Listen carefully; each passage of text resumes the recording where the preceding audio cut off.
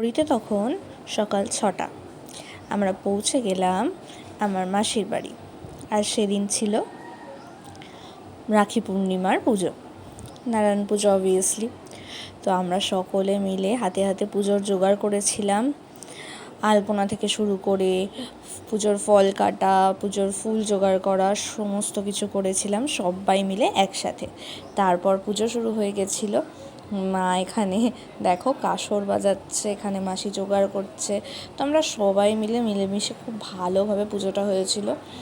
আর সত্যি বলতে কি, বছরে এরকম 1-2বার আমাদের বাড়িতে পুজো লেগেই থাকে। তারপর আমরা সবাই বসে গেছিলাম অঞ্জলি দিতে। তো ঠাকুরমশাই আমাকে নিয়ে মজা করছিল যে একই শাড়ি পরোনি কেন। তখন আমি বললাম যে আরে ঠাকুরও মডার্ন, এখন শাড়ি পরতেই হবে এরকম কোনো ব্যাপার নেই। তো বিশ্বাস করো, এত কাজের মধ্যে ঘেমে চুরে স্নান করে গেছিলাম, সেই কারণে আর শাড়ি ব্যাপারটা নিতে পারছিলাম না। ওই কারণে বাড়িতে যা পড়েছিলাম সেটাতে পরেই অঞ্জলি দিয়েছি।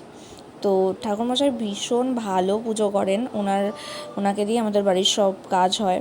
তো এখানে আমাদের সোনটা বাবা দেখো ঘন্টা বাজাচ্ছে। তো সবাই আমরা মিলেমিশে পুজোটা খুব ভালোভাবে গেল। তারপর আমাদের আসল পর্ব এলো রাখি পূর্ণিমার রাখি পরানো। তো সবাই একে একে তার ভাই দাদা সবাইকে রাখি পরাচ্ছে। আর আমাদের এই ছোট্ট সদস্য সমস্ত বাড়ির দিদা ঠাকুমা সবার থেকে রাখি পরে প্রত্যেক বছর। ওর এবছর 7টা রাখি হয়েছে। তো এখানে বাবাকেও মনা রাখি পরাচ্ছে। এখানে ওর আরেকটা দিদি এসেছে, মিষ্টি দিদি, ওর খুব প্রিয়। তো ওকে রাখি পরাচ্ছে। দেখো, ওর থেকে 2টো চকলেট নিয়েছে, বলছে একটা তোমার একটা আমার, এই নিয়ে খুনসুটি চলছে ওদের মধ্যে। তারপর মনা ওকে অ্যাজ ইউজুয়াল রাখি পরায় প্রত্যেক বছর। ওকে একটা ছোটা ভীম রাখি পরিয়েছে, আর ওর তো সেটা ভীষণ পছন্দ হয়েছে, সেটা সারাক্ষণ হাতে রেখে দিয়েছে। তারপর বসাইদি পরাচ্ছিল ওর ভাইকে রাখি, আর আমি আমার দাদাকে রাখি। তো সব কিছু করে দেখো আমি কি সুন্দর আলপনা দিয়েছিলাম, বেশি সুন্দর পারি না, যেটুকু পারি সেটুকু দিয়েছিলাম। তো তখন পুজোর জোগাড় হচ্ছিল, এই ক্লিপটা আমি পরে অ্যাড করলাম। যাই হোক, সকাল থেকে মোটমাট শুরু করে পুজোটা বেশ আমাদের ভালোই হয়েছিল।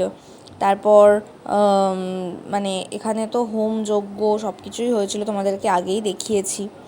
তো বিকাল হতে না হতেই মা আর পিসি মিলে সিন্নির জোগাড় করছিল, যে পাড়ার সবাই আসবে তাদের সিন্নি দেওয়া হবে। এই দেখো সবাই এসছে, সিন্নি নিয়ে বাড়ি যাচ্ছে। তো পুজোটা এইভাবে দিনটা খুব ভালো কাটালাম। রাখি পূর্ণিমার দিনটা তোমরা কে কেমনভাবে কাটালে আমাকে অবশ্যই কমেন্টে জানিও। আর এরকম আরও ভিডিও পেতে হলে অবশ্যই আমার চ্যানেলটাকে ফলো করো। চলো বাই।